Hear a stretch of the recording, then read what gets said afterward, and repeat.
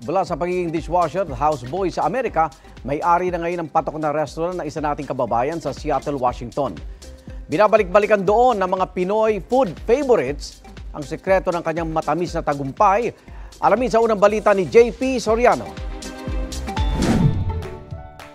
Sa dami ng kainan sa Amerika, may isang restaurant sa Seattle, Washington ang pinipilahan. Pero ang ibinebenta rito, hindi potaheng Amerikano, kundi pagkaing Pinoy. Welcome to Ludi's Restaurant. Kainang kinilala na ng local at national media sa Amerika sa nakalipas na 4 na taon. Sa dami nga ng gustong kumain, inaabot ng hanggang 1 oras ang paghihintay sa pila.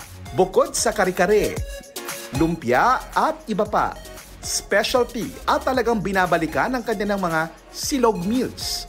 At ang panghimagas na tunog Amerikano pero lasang Pilipino, ang ube pancake.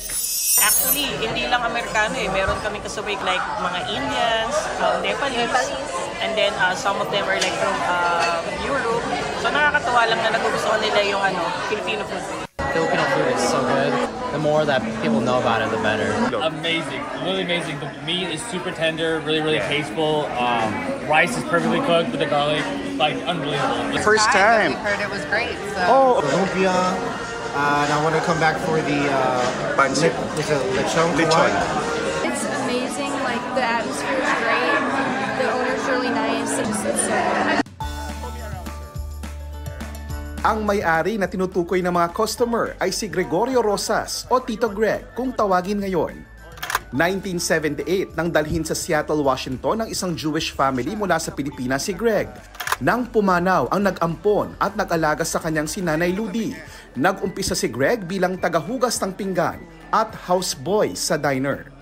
Hanggang sa nakita ng may-ari ng diner ang potensyal ni Greg sa pagluluto at saka pinromote bilang assistant cook. Wala akong nanay, wala akong tatay. Pinalaki ko ni Aling Ludi na may karinderya. Dahil sa sipag at katapatan ni Greg sa kanyang American employer na may-ari ng diner, ipinamana sa kanya ang pwesto ng restaurant. Noong 2008, ipinuhunan niya ang lahat ng naipon sa Amerika at binuo ang Ludi's Restaurant bilang pakilala sa nagturo sa kanyang magluto at nag-aruga sa kanya ng maulila sa Pilipinas. Di raw inakala ni Greg na papatok sa panlasa ng mga Amerikano ang ating mga silog dishes. Pero ang tiyak daw siya, bit-bit niya ang pagiging Pinoy na masayahin at palakaibigan. Bagay na sikreto raw niya sa tagumpay. Mahalin mo yung ginagawa mo. Tsaka be genuine to yourself kasi makikita ng kapwa-tao yan. Pagka alam nila, feel nila na you're very welcoming. Mula rito sa Seattle, Washington, sa Amerika, ito ang unang balita.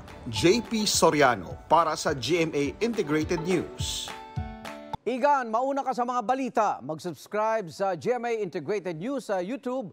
Sa mga kapuso abroad, subaybayan nyo kami sa GMA Pinoy TV at sa www.gmanews.tv.